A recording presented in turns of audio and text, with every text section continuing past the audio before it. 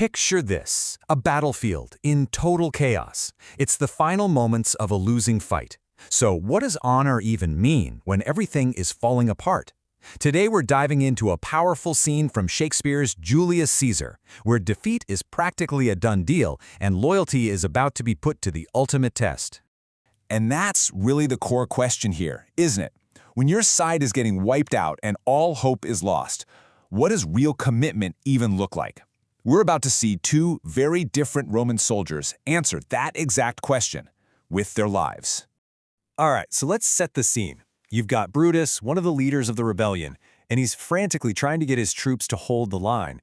The air is just filled with the sounds of battle. His army, it's completely collapsing. Soldiers are running for their lives. He's basically trying to hold back the tide with nothing but sheer willpower. I mean, you can just feel the desperation in that command, can't you? This isn't some brilliant strategic move. It's just a raw, last-ditch plea for his men to dig deep and find their courage one last time. So the big question is, does anyone even listen? Well, it turns out one man does. Young Cato. He's inspired, he turns right around and just charges, straight into the enemy line. It's a total suicide mission, you know, a hopeless gesture, really. But for him, it's all about honor. And get this, his battle cry is amazing. He's not just shouting his own name. Now he's invoking his famous father, Marcus Cato, who was this legendary figure, famous for his integrity and for standing up against Caesar's tyranny.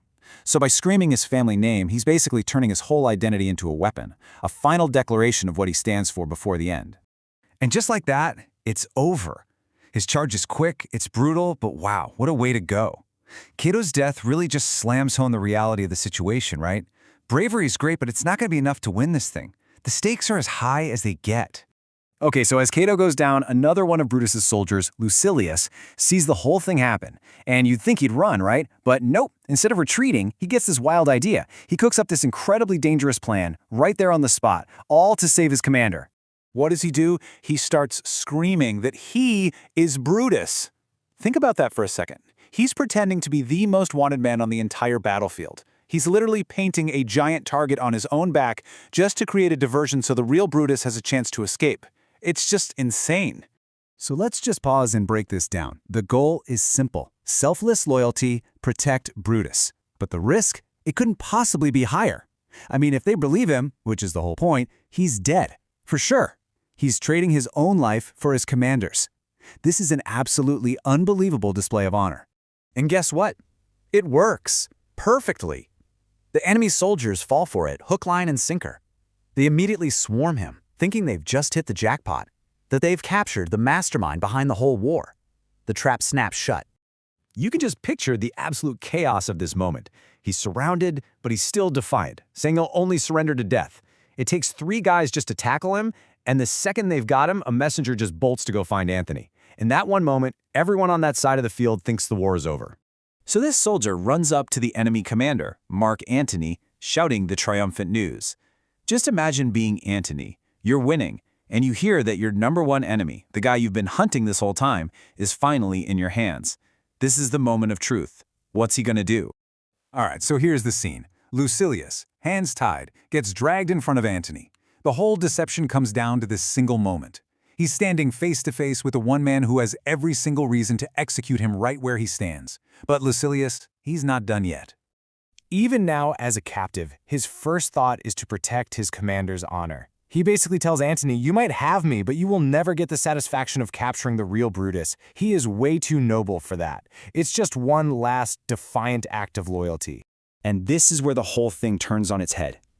Antony looks at him and knows immediately, this isn't Brutus. But is he angry? Furious about being tricked? Not at all. He's impressed, totally impressed. He sees right through the lie to the incredible loyalty behind it. He doesn't see a trickster, he sees a man of unbelievable honor, calling him a prize no less in worth. You know, this reaction tells you everything you need to know about Antony's character. He's not just a ruthless warrior, he's a smart leader. He understands that loyalty, like what Lucilius just showed, that's priceless. You can't buy it. And he respects it so much, he thinks, wow, I would much rather have a guy like this as a friend than an enemy. It's this amazing moment of respect between foes. And so Antony's final order seals the deal. The very man who was ready to die to save his friend is now being saved himself, and it's all because of that incredible act of honor. His loyalty was so powerful, it earned him respect and ultimately mercy from his greatest enemy. So that leaves us with a really fascinating question, doesn't it? This scene shows us two different kinds of honor. You've got Cato, who dies in a blaze of glory for his cause, and then you have Lucilius, whose loyalty is so profound it actually earns him the protection of his enemy. So what's the true measure of honor on the battlefield? That's something worth thinking about.